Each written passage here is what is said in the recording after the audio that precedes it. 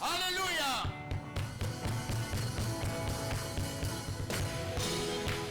J'aimerais revenir sur notre sujet de dimanche passé, du moins pas revenir, continuer sur le sujet de dimanche passé. La conversion est un élément vital. Et j'aimerais encore une fois vous inviter à lire avec moi Matthieu chapitre 3, 1 à 5 et 8 à 10. 1 à 5 et 8 à 10. Nous lisons au nom du Seigneur. En ce temps-là, parut Jean-Baptiste prêchant dans les déserts de Judée. Il disait: Repentez-vous car le royaume des cieux est proche. Jean est celui qui avait été annoncé par Ésaïe le prophète lorsqu'il dit: C'est ici la voix de celui qui crie dans le désert. Préparez le chemin du Seigneur, aplanissez ses sentiers. Jean avait un vêtement de poils de chameau et une ceinture de cuir autour des reins. Il se nourrissait des sauterelles et de miel sauvage. Les habitants de Jérusalem, de toute la Judée et de tous les pays des environs du Jourdain se rendaient auprès de lui. Verset 8. Produisez donc du fruit digne de la repentance et ne prétendez pas dire en vous-même: Nous avons Abraham pour père, car je vous déclare que de ces pierres-ci, Dieu peut susciter des enfants à Abraham. Déjà la cognée est mise à la racine des arbres. Tout arbre donc qui ne produit pas de bons fruits sera coupé et jeté au feu. Et nous disons Amen. Tout arbre qui ne produit pas de bons fruits sera coupé et il sera jeté au feu. On est en train donc de parler de l'importance de produire plutôt du fruit digne de la repentance. Car lorsque la repentance a eu lieu, le fruit devient différent. Le fruit devient différent lorsque la repentance a eu lieu. J'étais en train d'introduire dimanche passé en disant que le but de mon message, c'est de mettre l'accent sur l'importance de la conversion ou de la nouvelle naissance, la nouvelle vie dans la vie de toute personne. C'est pousser chacun à réexaminer la qualité de sa conversion. La qualité de sa conversion. Alléluia. Et nous avons dit que le ministère de Jean-Baptiste avait pour pilier le message de repentance. Il disait: Repentez-vous, car le royaume des cieux est proche. C'est la même rhétorique lorsque Jésus-Christ commence dans Matthieu chapitre 4. Vous verrez que c'est le message avec lequel il commence. Il dit: Repentez-vous. Pratiquement le même message. Repentez-vous. Et là, les gens venaient auprès de Jean-Baptiste ou auprès de Jésus-Christ. C'est là que vous avez entendu des militaires, des soldats dire: Et nous, qu'est-ce que nous devons faire? Donc, nous faisions ceci. Maintenant, désormais, qu'allons-nous, que devons-nous faire? On ne peut pas rester la même personne avant la conversion et après la conversion. On ne reste pas la même personne. Repentez-vous. Le roi va bientôt paraître. Voici le message. Repentez-vous, le roi va bientôt paraître. Mais il ne peut ni ne veut régner sur des sujets pris au piège de leur péché. Il ne peut pas régner. Le roi, quand il vient, c'est pour régner. Amen, amen. Notre Père qui es aux cieux, que ton nom soit sanctifié et que ton règne vienne sur nous, sur nos vies. Désormais, c'est ton règne que nous acceptons. Nous adhérons à ton règne. Nous te donnons toute la place afin que tu puisses régner. Un commentateur a dit que si Jésus n'est pas le Seigneur de tout, il n'est pas Seigneur du tout. Il doit être le Seigneur de tous les domaines, tout ce qui nous concerne. S'il y a des compartiments de notre vie où nous régnons, au lieu que ce soit lui qui règne, alors Jésus n'est pas du tout Seigneur. Il n'est pas du tout Seigneur. Tous ceux qui veulent voir le règne de Dieu devraient d'abord changer la direction de leur vie. Ils devraient changer la direction de leur vie, confesser leurs péchés et les abandonner. Confesser leurs péchés et les abandonner. Un péché qui n'est pas abandonné, même s'il a été confessé, ces péchés-là, bien aimé, cette confession n'a pas sa raison d'être. La vraie confession, c'est celle qui est suivie par l'abandon du péché. Repentez-vous, convertissez-vous, sous-entend, sortez du royaume des ténèbres et rejoignez le royaume des cieux, autrement dit le royaume des lumières. Alléluia. Changez, car le règne des cieux est proche, dit Seigneur. Changez, car le règne des cieux est proche. Nous avons dit que nous étions en train d'aborder notre sujet en 6 grands points. En 6 grands points, on a abordé le 3 premiers points. Et nous étions en train de parler au 4e point en disant que la conversion dépend d'un acte de volonté. La conversion n'est pas un acte forcé. Ce n'est pas un acte qui est dicté par quelqu'un d'autre. Nous devons savoir que Dieu n'oblige pas l'homme à venir à lui. Il l'appelle, il sollicite sa collaboration. Tu dois coopérer, tu dois te donner toi-même. Moi, je suis à la porte et je frappe. Apocalypse 3, chapitre 20. Je suis à la porte et je frappe. Si quelqu'un entend ma voix et ouvre, j'entrerai chez lui. Je suis un gentleman. Je ne force pas la porte. Je frappe. Tu as la liberté de m'ouvrir comme de m'envoyer me promener.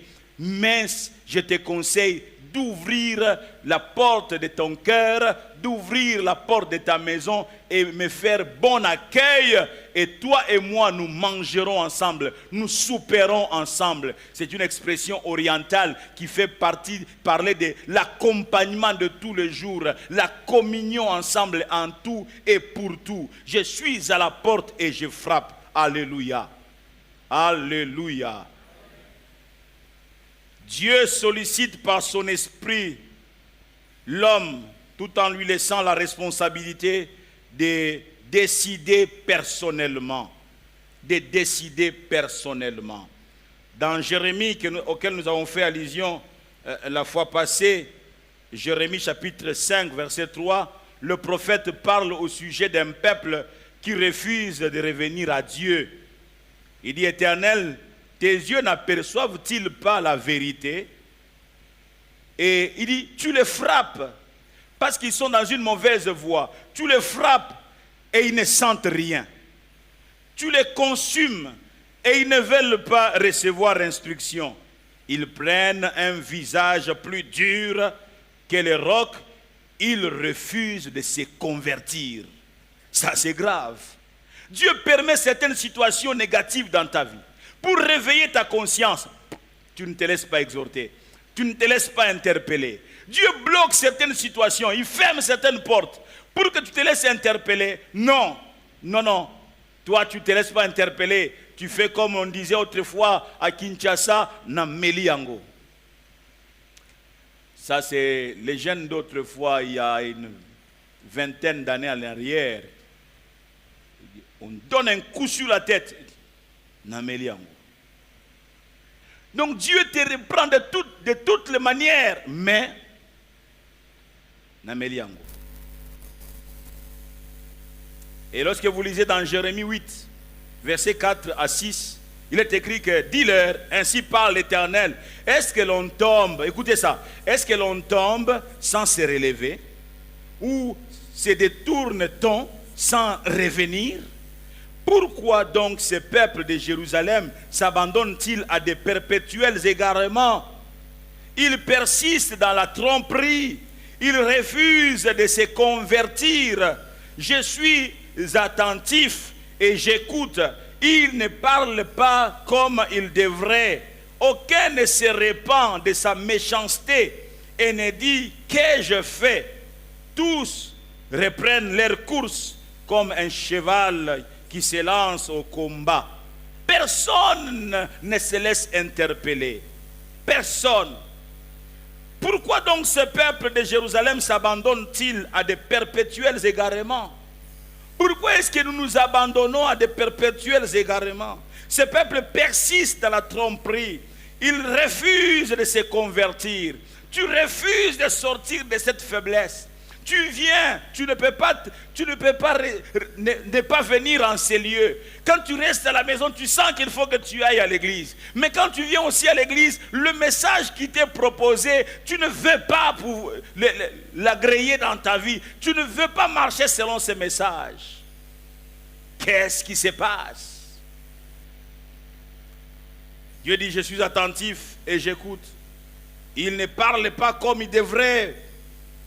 Aux autres sur la bienté. C'est le langage que tu connais bien à Kinshasa. Aux autres sur la bienté. Dieu attend que au solo là. Je parle à quelqu'un. Aux autres sur la bienté.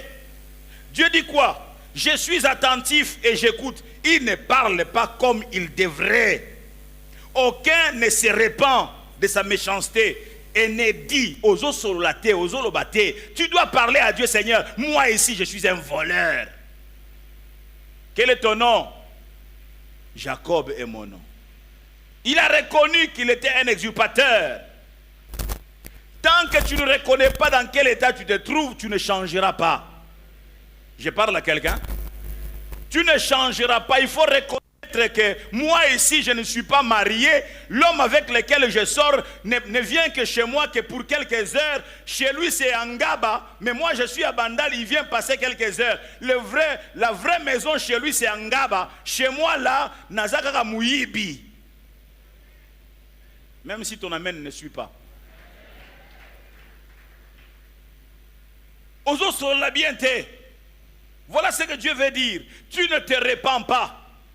Tu aimes chanter pour Dieu, tu aimes danser pour Dieu, tu aimes venir en ces lieux, tu te prépares le matin. Regarde, le premier culte commence à 7 heures. À quelle heure tu as quitté la maison? Mais malgré tout cela, tu ne changes pas. Tu n'adhères pas au changement que le Seigneur te propose.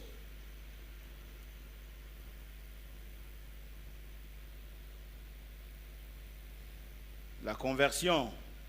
Il refuse de se convertir. Dit le prophète. Aucun ne se répand de sa méchanceté. Aucun ne se répand de sa méchanceté. L'attitude des Juifs, bien-aimés, était celui-là.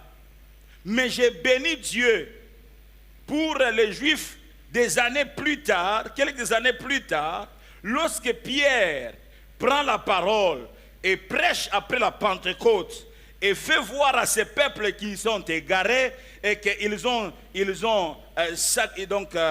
crucifié le juste, les justes qui n'avaient point péché. À partir du verset 22, la Bible dit, hommes israélites, écoutez ces paroles. Jésus de Nazareth, cet homme à qui Dieu a rendu témoignage devant vous par les miracles, les prodiges et les signes qu'il a opérés par lui au milieu de vous, comme vous le savez vous-même, cet homme, laissez-moi un peu vérifier le texte, cet homme livré selon les desseins, arrêté selon la préscience de Dieu, vous l'avez crucifié, vous l'avez fait mourir par la main des impies. Dieu l'a ressuscité en le délivrant des liens de la mort, parce qu'il n'était pas possible qu'il fût retenu par elle. Verset 36 dit, Que toute la maison d'Israël sache donc avec certitude que Dieu a fait Seigneur et Christ, c'est Jésus que vous avez crucifié. Après avoir entendu ces discours, ils eurent les cœurs vivement touchés et ils dirent à Pierre et aux autres apôtres, hommes frères, que ferons-nous? Pierre leur dit, repentez-vous, amen, amen, repentez-vous et que chacun de vous soit baptisé au nom de Jésus-Christ pour le pardon de vos péchés et vous recevrez le don du Saint-Esprit, car la promesse est pour vous, pour vos enfants, pour tous ceux qui sont au loin et en aussi grand nombre que le Seigneur notre Dieu les appellera. Et par plusieurs autres paroles, il les conjurait et les exhortait disant, sauvez-vous de cette génération perverse. Alléluia. Sortez de cette génération. Sauvez-vous de cette génération perverse. Bien-aimés, convertissez-vous. Oh, alléluia. C'est vrai, vous avez par inadvertance, par erreur, vous avez vécu la vie que vous avez eu à vivre. Mais maintenant que vous avez été au contact de la vérité, sauvez-vous de cette génération perverse. Sortez de ces milieux-là, alléluia. Sortez de ces habitudes-là. Dieu a horreur de l'encens. Dieu a horreur de nos sacrifices. Ce qui l'intéresse, c'est le cœur repentant. Oh, alléluia. Le vrai repentir, voilà ce qui intéresse notre Dieu. Nous pouvons remplir nos assemblées. Nous pouvons aller chanter, danser et transpirer. Mais si nos cœurs ne sont pas des cœurs repentants, bien-aimés dans le Seigneur, ce n'est que de l'abomination. Ce n'est que de l'abomination. Ce que Dieu veut, c'est notre sanctification. Notre sanctification. Oh, alléluia. Alléluia. Et au 5e point,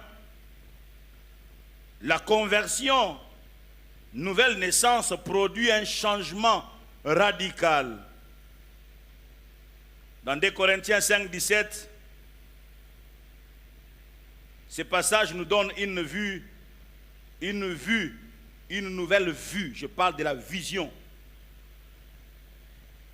2 Corinthiens 5, 17 dit, celui qui est en Christ est une nouvelle créature. Les choses anciennes sont passées. Voici que toutes choses sont devenues nouvelles. Les choses anciennes sont passées. Bien-aimés, les choses anciennes, qu'est-ce qui fait, quel est l'élément central qui fait que les choses anciennes passent dans la vie de quelqu'un? C'est la nouvelle naissance. Amen. C'est la nouvelle naissance, mes amis. Il ne faut pas, quand vous avez une connaissance qui fume, et vous dites non, pourquoi tu fumes, c'est mauvais. Ce n'est pas ça l'évangile. Non, pourquoi est-ce que tu prends de l'alcool, c'est mauvais. Ça, ce n'est pas l'évangile. Ce n'est pas le message de l'évangile. Il faut annoncer à quelqu'un Jésus. Oh, amen, amen. Il faut amener quelqu'un à la conversion. Il faut amener quelqu'un à la nouvelle naissance. Lorsque quelqu'un rencontrera Jésus, bien-aimé, Jésus-Christ va entrer en lui, il va avoir la nouvelle naissance en lui, et le vieux homme va être crucifié, et c'est la nouvelle naissance qui va commencer à prendre place, et toutes les vieilles habitudes vont commencer à disparaître les unes après les autres. La personne va commencer à avoir le dégoût de la chose. On avait eu des témoignages de quelqu'un qui fumait terriblement. Lorsqu'il rencontre Jésus-Christ, on ne lui a pas dit abandonne la cigarette. C'est quelqu'un qui pouvait sortir à 2h du matin pour aller chercher la cigarette. Sinon je vais mourir. S'il faut une cigarette, il faut une cigarette à 3h du matin. Mais lorsqu'il maintenant il a donné son cœur à Jésus-Christ et il est au contact de la parole de Dieu, alors un jour il s'est dit mais tiens, qu'est-ce qui se passe? Pourquoi si je ne prends pas de cigarette? Il dit non, moi je suis un fumeur. Il prend la cigarette, il tire dedans, paf, ça tombe dans sa poitrine, il commence à tousser amèrement comme s'il allait mourir. Il dit mais non, j'ai toujours fumé, qu'est-ce qui se passe? C'était l'alerte. Ce n'est plus ton affaire, cette affaire. La tige de la géhenne. La cigarette, c'est la tige de la géhenne. ça t'envoie en enfer. Il y a du feu au bout, oui ou non? Mais le feu de l'enfer sera plus que ça. Je pensais que je parlais à quelqu'un. Tu me regardes avec de grands yeux.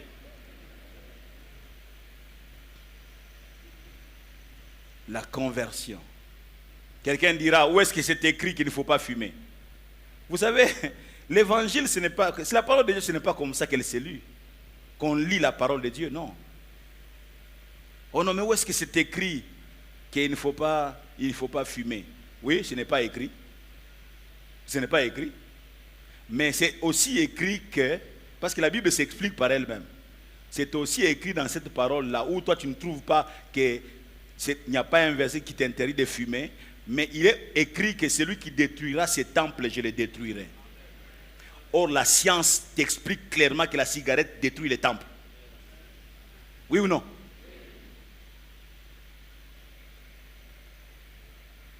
Oh non. Où est-ce que c'est écrit qu'il ne faut pas prendre de l'alcool, le vin? On a dit seulement il ne faut pas exagérer. D'autres disent, regardez ce que Paul avait dit à Timothée. Prends un peu de vin. Prends un peu. Tu as tordu le verset. Il dit, à cause de tes problèmes récurrents d'estomac, prends un peu de le vin comme remède, comme médicament. Toi aussi tu as un problème d'estomac, comme Timothée. Les Balouba disent ton Timota. Toi aussi tu as un problème d'estomac. Tu veux qu'on te prescrive les remèdes. Vous savez, j'ai perdu mon grand frère, le papa de Jacques.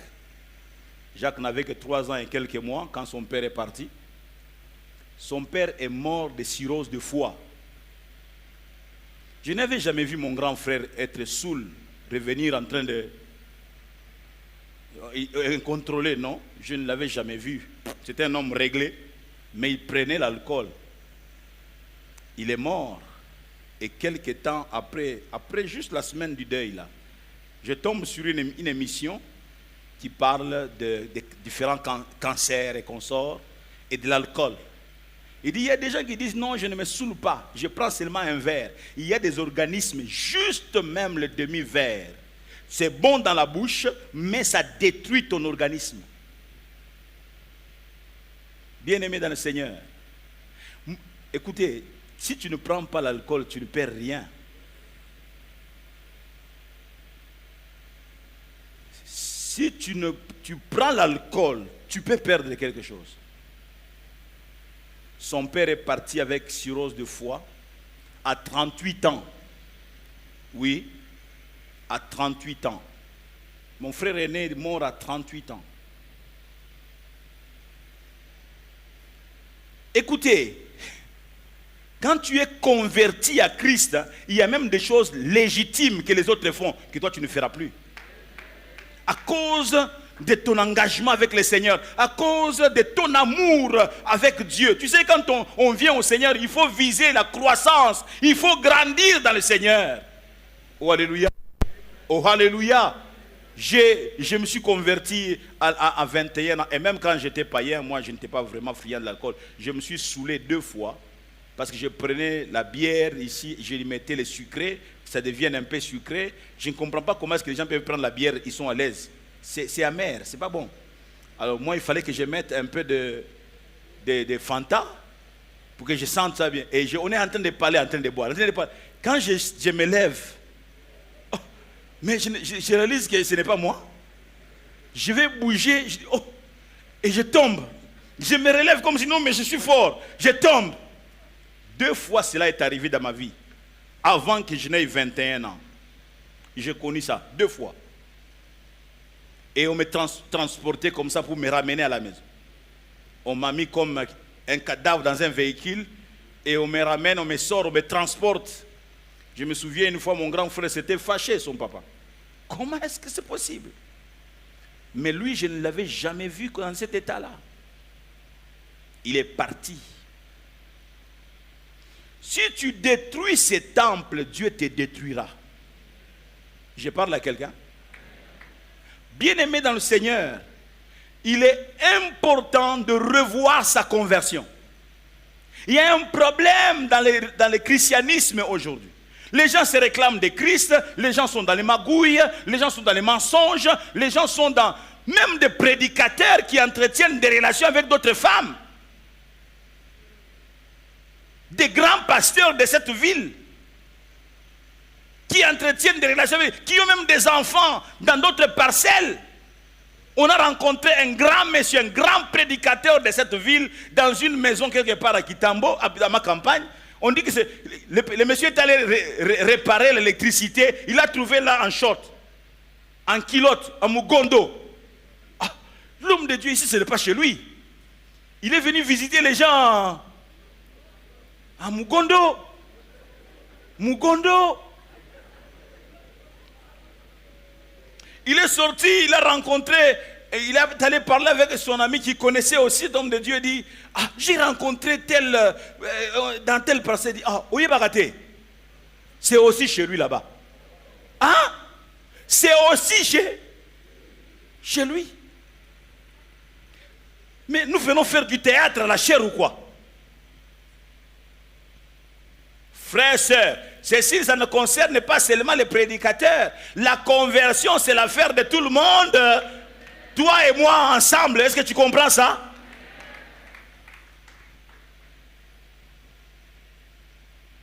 Que Dieu vienne à notre secours. Alléluia. Oh, alléluia. Bien-aimés dans le Seigneur, nous devons faire très très attention. Très attention. Lorsque vous lisez des Corinthiens chapitre 6, des Corinthiens chapitre 6, à partir du verset 17, les deux versets du reste qui se suivent, il est écrit, et c'est pourquoi sortez du milieu d'eux et séparez-vous, dit le Seigneur, ne touchez pas à ce qui est impur et je vous accueillerai. Je serai pour vous un père et vous serez pour moi des fils et des filles, dit le Seigneur Tout-Puissant. Amen, amen. Quand est-ce qu'il va nous accueillir? Quand est-ce qu'il deviendra pour nous un père et que nous deviendrons pour lui des fils et des filles? Quand nous sortirons. Il dit, sortez du milieu d'eux et séparez-vous, dit le Seigneur. Ne touchez pas à ce qui est impur et je vous accueillerai. Alléluia. Ne touchez pas à ce qui est impur et je vous accueillerai. Lorsque les cœurs se convertissent au Seigneur, le voile est ôté. Lorsque les cœurs se convertissent au Seigneur, le voile est ôté. Bien-aimé, il y a le voile qui doit être ôté de devant nos yeux. Et ce voile ne peut être ôté que dans la mesure où nous nous convertissons. Nous nous convertissons au Seigneur. Nous devons abandonner des mauvaises voies. Nous devons abandonner les mauvaises voies. Je suis en train de chercher un passage biblique auquel je dois faire allusion. Maintenant, des Corinthiens chapitre 3 et le verset 14 et le suivant. Il est écrit ceci. Mais ils sont devenus durs d'entendement. Car jusqu'à ce jour, le même voile demeure quand ils font la lecture de l'Ancien Testament et ils ne se lèvent pas parce que c'est en Christ qu'il disparaît. Le voile disparaît en Christ. Jusqu'à ce jour, quand on lit Moïse, un voile est jeté sur leur cœur. Mais lorsque les cœurs se convertissent au Seigneur, le voile est ôté. Alléluia. Le voile est ôté lorsque nous nous convertissons au Seigneur. Bien-aimés, lorsque nous nous convertissons au Seigneur, les écailles tombent de nos yeux. Oh, amen, amen. Les écailles tombent de nos yeux.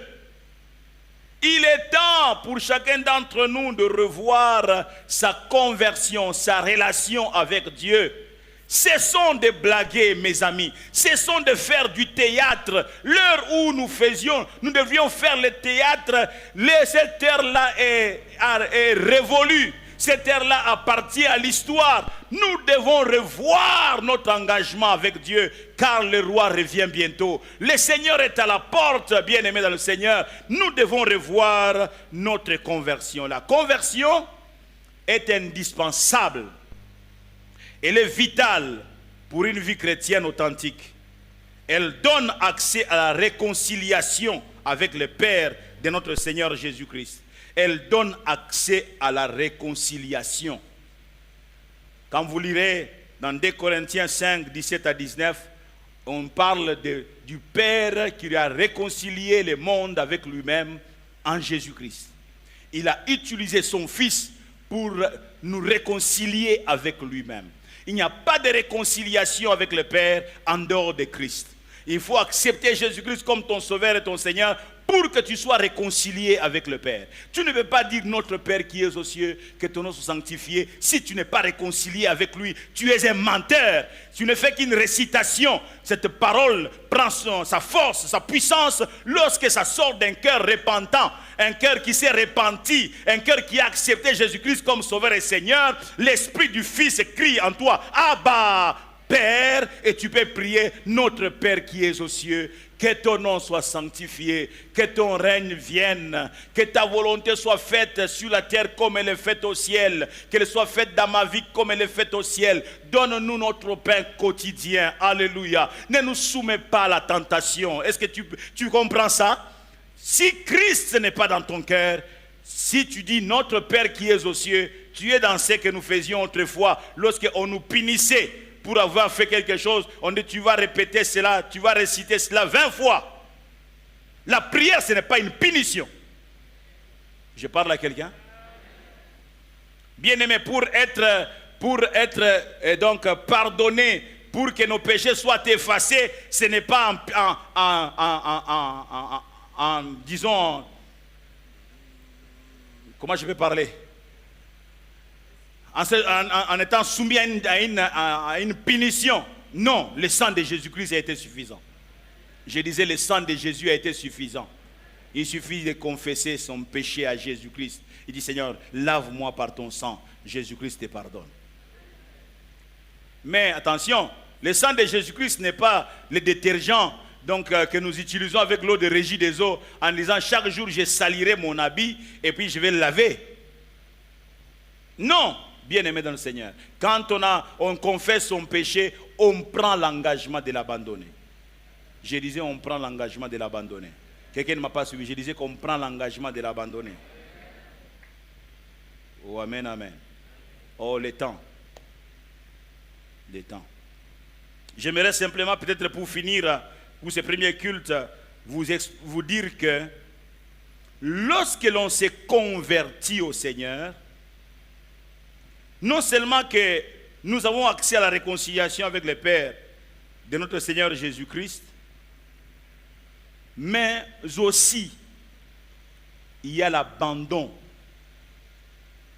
Quand vous lisez Actes des Apôtres, on n'a pas le temps aussi de lire ça, chapitre 19, 18 à 20, la Bible dit que les gens se convertissaient et ceux qui avaient pratiqué de la magie, ceux qui avaient pratiqué des fétiches, ils ne venaient pas nuitamment, ils ne venaient pas quand les gens avaient les yeux fermés, ils venaient dans la foule, devant les apôtres, ils apportaient les amulettes, ils apportaient les talismans, ils apportaient les fétiches, ils apportaient toutes ces pratiques, ces choses de magie qu'ils avaient, ils apportaient les nzungwa mpungu, donc qu'on a en dessous de son lit. Donc, pour protéger la famille, ils apportaient tout ça devant les apôtres en disant, nous nous sommes convertis au Seigneur, nous ne pouvons plus trafiquer avec ces choses, nous sommes au Seigneur et nous ne pouvons plus continuer à trafiquer avec ces choses parce qu'ayant compris qu'on ne peut pas servir deux maîtres. Ton amen est lourd. On ne peut pas servir Jésus-Christ et servir Mpungu, Moroboe. Non, non, on ne peut pas être au Seigneur et être un Mpukumununi. Non, ça ne marche pas ensemble. Un Taonda, non. Oh, le changement C'est cela la conversion. Bien-aimé dans le Seigneur, et même l'absence de la conversion bloque l'exaucement de certaines prières, des prières. Car la prière du pécheur est en abomination à l'Éternel. La seule prière du pécheur que Dieu entend, avant de commencer à entendre les autres prières qui suivront, c'est la prière de repentance. Seigneur, je me répands. J'abandonne cette mauvaise voie. Désormais, je vais faire partie de ceux de ta maison. Dieu écoute cette prière-là. Et les autres prières qui suivront pourront être écoutées. Nasambelaka, makamunange bongakate, nasambela, osambelaka nani, osambelaka nini. La prière que Dieu veut écouter sortir de ta bouche, c'est d'abord la prière de repentance. Oh, amen, amen. C'est d'abord la prière de repentance. Repends-toi. Sors de ces mauvaises habitudes. Jeune fille, il faut que tu dises à ces messieurs-là, oh non, c'est lui qui paye mes études et c'est lui qui m'achète les habits. Jésus-Christ prendra soin de toi. Écoutez, je ne vais pas vous leurrer. Quand tu viens au Seigneur, tu peux passer par la galère. Et tu peux passer par des temps durs. Tu ne restes qu'avec une seule jupe, avec 2 blouses. Oh, il y a moins bien, il y a dimanche. Non, il y a moins bien, il y a mercredi. Que ça. Et tu commences à dire, ah, même quand j'étais païenne, ma vie n'était pas comme ça. Oui. Ceux qui sont sortis de l'Égypte l'ont dit aussi. Quand nous étions en Égypte, nous étions bien. Nous mangeons des concombres et des tomates gratuitement. Est-ce que c'est vrai? Ils mangeaient des concombres et des tomates gratuitement. N'étaient-ils pas esclaves? Ne poussaient-ils pas des cris à Dieu? Qui nous délivrera? Mais en plein désert, on oublie la souffrance de l'Égypte. Un peu comme un prédicateur qui est venu d'Afrique du Sud nous a dit ça. Lorsque Mobutu doit quitter, Mobutu part. Après on commence à dire Mobutu Aya. Et puis après, non. Et puis maintenant c'est, non, Kabila c'est toujours comme ça. On oublie les passés.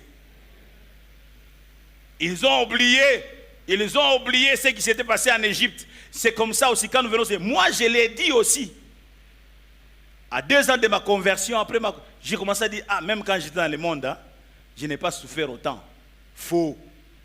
C'est parce que tu es en train d'oublier cette partie-là. Maintenant, c'est maintenant que tu es bien. Mais il y a des moments où Dieu te fait passer par sa blanchisserie. Il est en train de te nettoyer. Tout ce que tu avais gagné malhonnêtement là, Dieu est en train d'enlever ça. Tu te retrouves, Seigneur, même une chose, mais je n'ai plus de chaussures. Et ta chaussure commence à saluer les gens. Mbote Nabino. Elle est trouée en bas et puis elle fait ça. Et non, mes salutations respectueuses. Oui, mais il vient un temps. Il va te restaurer. Toi demeure avec lui, reste avec lui. Je parle à quelqu'un. Il est question de revoir sa conversion. Bien-aimé, il faut jauger ton attachement au Seigneur. Est-ce que tu es encore attaché à Dieu? Que Dieu bénisse sa parole et qu'il bénisse nos cœurs. Nous avons besoin, bien-aimé, d'examiner nos cœurs. C'est très important, bien-aimé. Je l'ai dit dimanche passé, pourquoi viendrons-nous nous perdre à l'église? À l'église, nous devons être sauvés. Je disais qu'à l'église, nous devons être sauvés. On ne peut pas venir se perdre ici.